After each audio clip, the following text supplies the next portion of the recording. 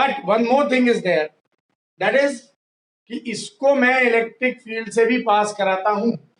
इसके लिए ये जो मेरे पास D1 है और D2 है, D1 D2, ये मेरे पास एक स्ट्रॉन्ग मैग्नेटिक फील्ड बनाता है इलेक्ट्रिक फील्ड के बीच में, इसको कनेक्ट कर देते हैं, that is AC, oscillating field. This is AC oscillating field.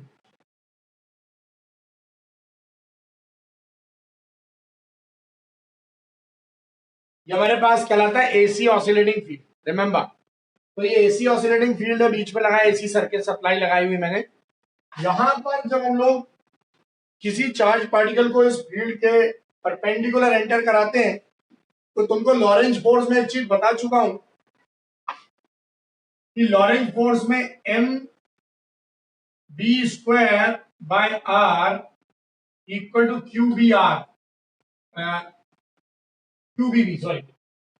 QBV होता है। ये तो तुम्हें मालूम है। ये V को अपन कैंसिल कर देते हैं, क्योंकि ये हमारे पास कहलाता है सेंट्रीपिटल फोर्स और ये कहलाता है लॉरेंज फोर्स। दोनों को हम इक्वेट कर देते हैं, तो बॉडी परपेंडिकुलर होने पर चार्ज वो फील्ड के अंदर में सर्कुलर पाथ में घूमने लगता है। इससे रेडियस क्या मिलता है मुझे, mv by QB। I think you know this very well. यही कंसेप्ट यहां पर भी अप्लाई होता है 101%। तो चार्ज क्या होता है, जब मैग्नेटिक फील्ड से परपेंडिकुलर एंटर करता है, यहां पर ऐसा घूमना चालू कर देता है, लाइक दिस। और लास्ट में जो D2 होता है, उसमें मैंने ऐसा विंडो बना के रखा होता है, विंडो।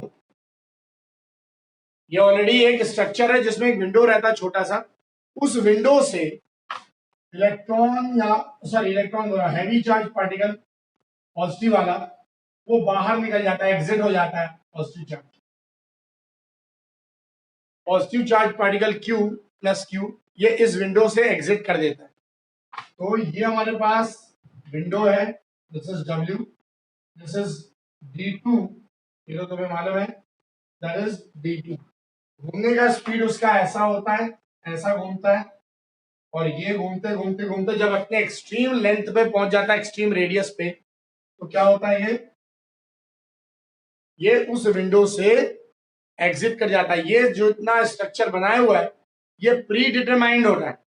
ये प्री डिटरमाइंड मतलब पहले से ही ये बना हुआ स्ट्रक्चर होता है, उनको पता रहता है कि ये इतनी स्पीड पकड़ेगा इसके अंदर में, इतने मैग्नेटिक फील्ड के अंदर में, और जब वो स्पीड पकड़ेगा तो उसकी मैक्सिमम रेडियस कहां पर पहुंचेगी, और जब मैक्सिमम रेडियस कहां पहुंचेगी उनको ये मालूम है। तो विंडो वहां पर ही सेट करते कि वो जैसे ही टकराने की कंडीशन में आता है, उस जगह पे वो विंडो एग्जिट से चला जाता बाहर और टारगेट को हिट करता। That's why this particular structure is made of.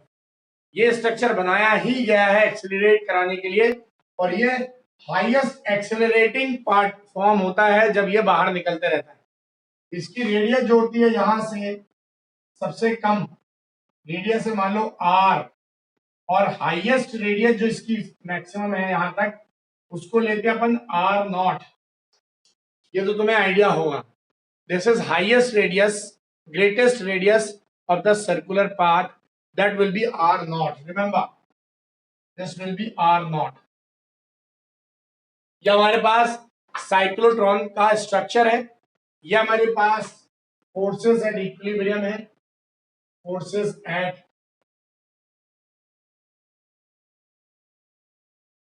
Equilibrium. ये कहां होता है forces at equilibrium, inside the cyclotron. ये साइक्लोट्रॉन के अंदर की बात है। ये मैग्नेटिक फील्ड कहां, ऊपर से नीचे की तरफ लग रहा है, और ये जो डिवाइस है, ये जो डिवाइस ऐसा होता है प्लेट के जैसा फ्लैट हॉरिजॉन्टल सरफेस में रखा रहता है, और परपेंडिकुलर फील्ड लगता है ऊपर से नीचे। तो ऐसे में क्या होता है, वो फील्ड में जब चार्ज अपन डालते हैं, वो चार्ज परपेंडिकुलर एंटर करता है, और चार्ज जब परपेंडिकुलर एंटर करेगा तो according to Lorentz force circular path में घूमने लगेगा वो। और जब ये सर्कुलर पाथ में घूमेगा तो उसमें दो फोर्सेस एक्ट करने लगते हैं। पहला फोर्स होता है सेंट्रीपिटल फोर्स और दूसरा होता है लॉरेंज फोर्स। तो लॉरेंज फोर्स और सर्कुलर पाथ में सेंट्रीपिटल फोर्स की इक्वल हो जाएगा और हमको रेडियस दे देगा, या फिर एक चीज और देगा, एंड हमको वेलोसिटी भी देगा। तो वेलोसिटी की वैल्यू कितनी मिल जाएगी मुझे इससे, v इक्वल टू ये चला जाएगा QBR by mv। This has to be the concept. ठीक है, इसको जल्दी से अपन लोग नोट कर लें। नोट किया हुआ है तो मैं आगे बढ़ रहा हूं। तो अब देखो आगे, ये तो तुम्हें इतना तो समझ में आ गया होगा साइक्लोट्रॉन का पूरा प्रिंसिपल कंसेप्ट, कि जब भी हम लोग साइक्लोट्रॉन में डी क्या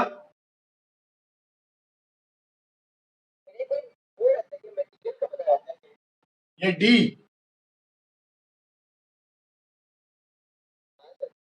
डी जो होता है ये मटेरियल होता है।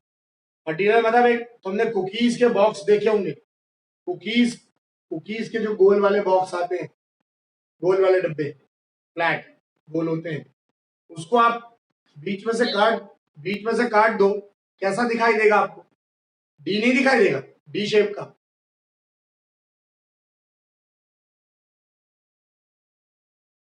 गोल वाले एक बॉक्स को बीच में से काट दोगे तो आपको एक शेप जो है, एक पार्ट जो है वो डी के शेप का नजर आएगा कि नहीं?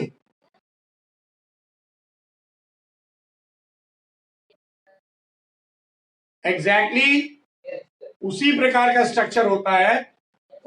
तो इस प्रकार का जो स्ट्रक्चर है वो क्या होता है, इसमें अंदर की तरफ हॉलो पार्ट होता है। ऊपर की तरफ तो स्ट्रक्चर होता है जैसा, लेकिन अंदर की तरफ हॉलो होता है।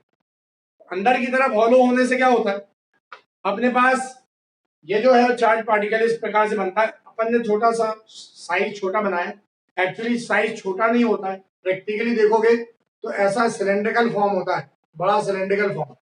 मतलब तुमको दिखता तो डी है लेकिन सिलेंड्रिकल फॉर्म होता है। बीच में से एक सिलेंडर को काट दो तो कैसा नजर आएगा?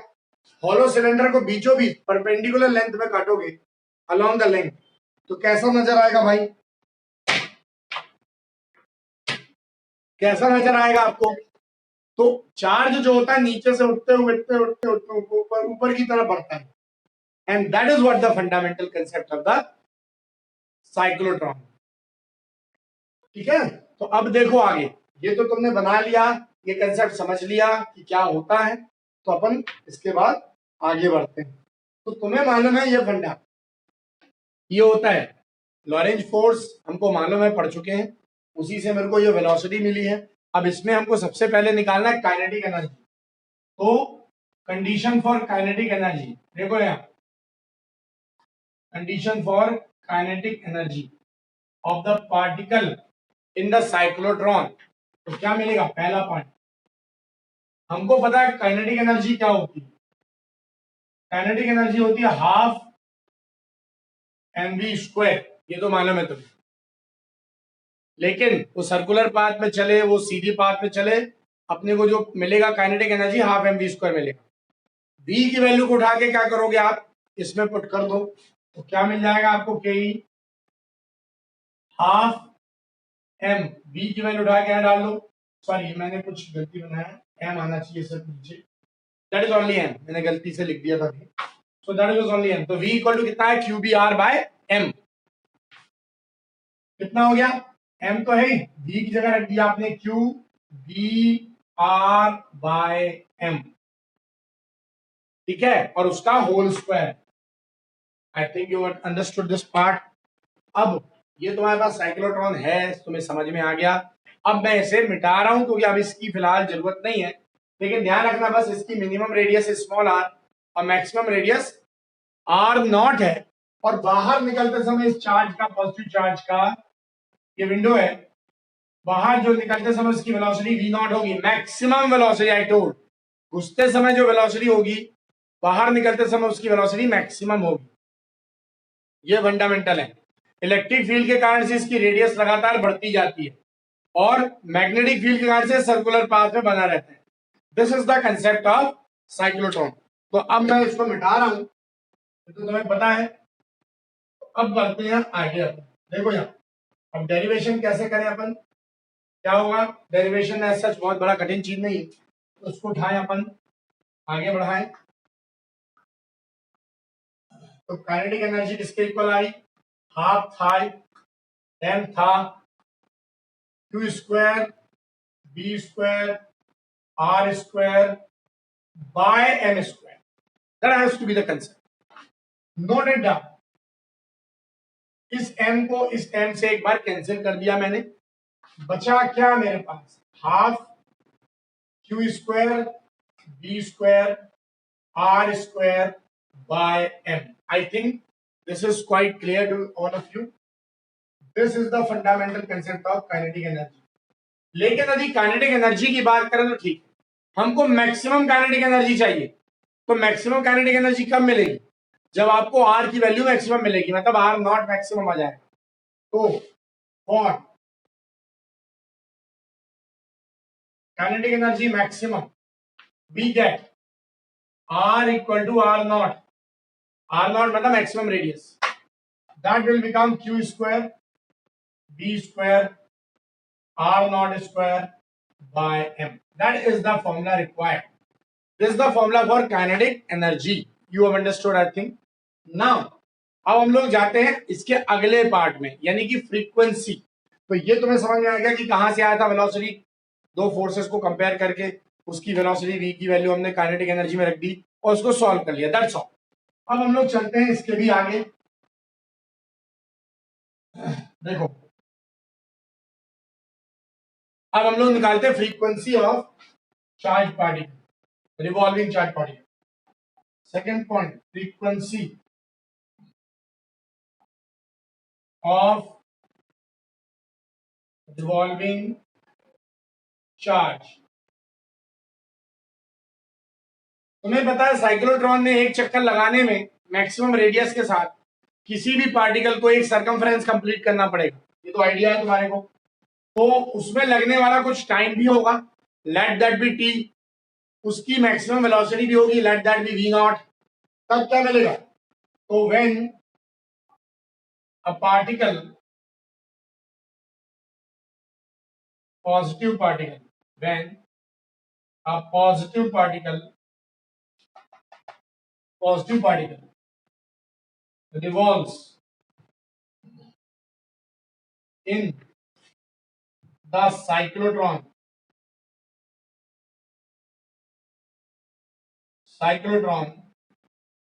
with velocity, maximum velocity कितना, v naught, and in the path of radius r naught के रेडियस में v वेलोसिटी के साथ ये घूम रहा है, तब क्या मिलेगा, then we get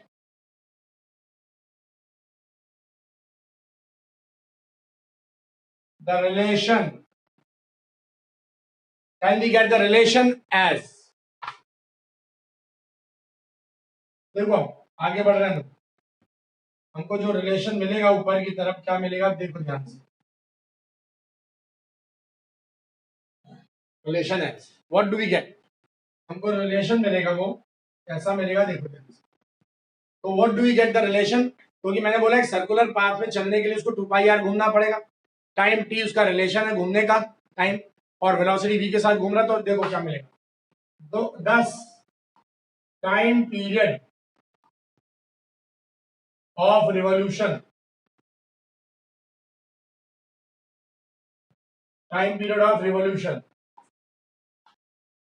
as time period of revolution, ये रिवॉल्यूशन लिखा हुआ शायद दिख नहीं रहा हो,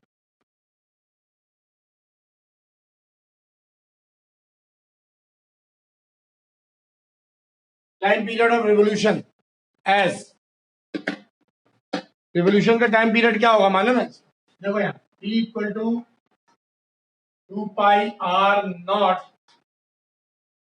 upon v naught, see this. अब क्या मिलेगा मुझे, अब ध्यान देना जरा, यहां पर तुम्हें पता v नॉट की वैल्यू ऑलरेडी हमने निकाल के रखी हुई, पिछले केस में v नॉट हमने कितना निकाला था, ये निकाला था, ये q B R by m, I think you noted down this one. तो हम लोग क्या करें, 2 pi R not whole upon V not की वैल्यू क्या रख दें, q B R not whole upon m, ये तुम्हें पता है। देखो यहाँ कुछ कुछ कैंसिल हो जाएगा, आर नॉट कैंसिल हो जाएगा, एम ऊपर चला जाएगा, आ जाएगा 2 pi M by Q B. ये तो तुम्हें अच्छे से दिख रहा होगा क्लियरली। लेकिन मुझे चाहिए है टाइम पीरियड नहीं, मुझे चाहिए फ्रीक्वेंसी। तो मुझको फ्रीक्वेंसी कैसे मिलेगी ये तो तुमको समझ में आ गया होगा, ये तुमने लिख लिया होगा, पता भी चल गया कि क्या कर रहे हैं हम लोग। अब हमको चाहिए फ्रीक्वेंसी, हम लोग फ्रीक्वेंसी के लिए क्या करते हैं, तुम्हें पता है frequency is reciprocal to time period. तो since frequency nu is reciprocal to time period, time period का रेसिप्रोकल होता है फ्रीक्वेंसी, तुम्हें आइडिया है। इसीलिए हम लोग क्या कहेंगे, therefore we have frequency as देखो यहाँ कितना क्यू 1/t की जगह पे हम लोग क्या रख दोगे, टी में रख दोगे ऐसा, that is 2 pi M by Q B, और sorry 1/2 pi M by Q B, ये चला जाएगा ऊपर। फाइनली फ्रीक्वेंसी कितनी मिल जाएगी तुम्हें, क्यू बी ऊपर चला जाएगा अपने पास न्यूमरेटर में, और नीचे बचेगा 2 pi m. I think you understood this entire part everyone. This is how